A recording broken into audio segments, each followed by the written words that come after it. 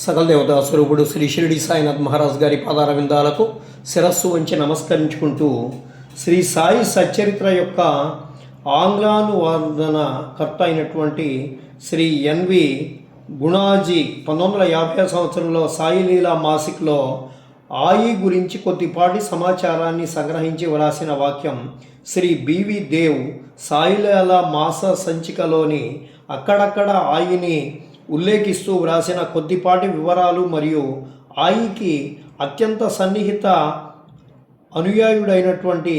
శ్రీ రేగే, శ్రీ వామనరావు పటేల్ వంటి వారి స్మృతులు కూడా అందించవచ్చినటువంటి వివరాల్ని ఆధారం చేసుకుని ప్రస్తుత పుస్తక మాధ్యమంగా రాధాకృష్ణ ఆయి గురించి సాధ్యమైనంత సంగ్రహమైనటువంటి సమాచారం అందించేటువంటి ప్రయత్నం చేయడం జరుగుతుంది. అంతేకాదు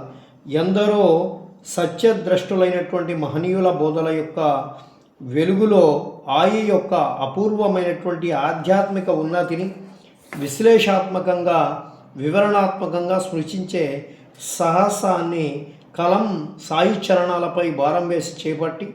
అక్షరాల రూపంలో సాయి భక్తులను సవినయంగా సమర్పించడం జరుగుతుంది. తద్వారా సాయితో పెనవేసుకున్నటువంటి సాయి భక్తుల రుణానుబంధాన్ని సమగ్రంగా ముచ్చటించి సాయి స్మరణ చేసుకోవాలనే సత్సంకల్పంతో ఓ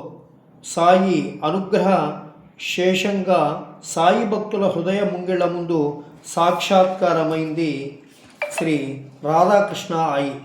1917 సంవత్సరం ఫిబ్రవరి మాసంలో ఒకరోజు సమయం సుమారు ఉదయం 10